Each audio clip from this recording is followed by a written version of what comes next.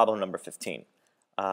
So this is great because it's a position versus time graph, and we want to solve a number of questions. So first, what is the velocity of an object? If I give you a position versus time graph and I ask you for the velocity, you get the velocity from the slope.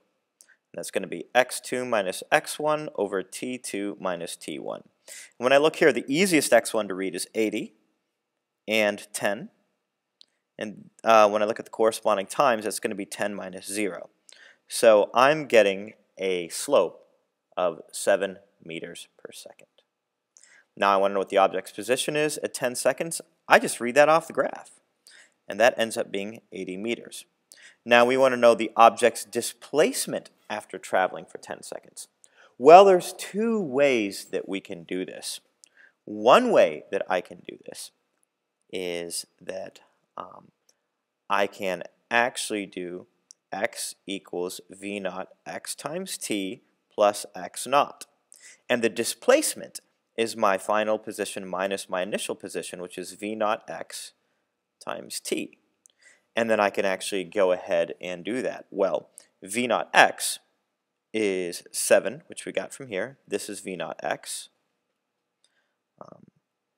And my time is going to end up being 10 seconds. And so I'm getting 70 meters for my displacement. That's the long way to do it.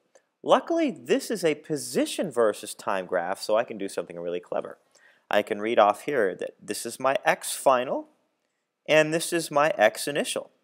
And I can simply look at my graph and say, oh, yeah, displacement is going to be x final minus x initial, which is 80 minus 10, and that's 70 meters. Personally, I like this way better. Now, it says, write a mathematical equation for position that represents the motion of this object. That's actually what we want to do here. And what that means is I want the equation that describes this line here. And that means we got to get it in slope-intercept form. So that means x equals 7 times t plus my initial position of 10. And it says, where will the object be when it's at 15 seconds? Now I can use the answer to D to get E. So x is 7 times 15 plus 10. And when I actually do that, that ends up being 115 meters. Let me just check that. Yep, 115 meters. So that's problem number 15.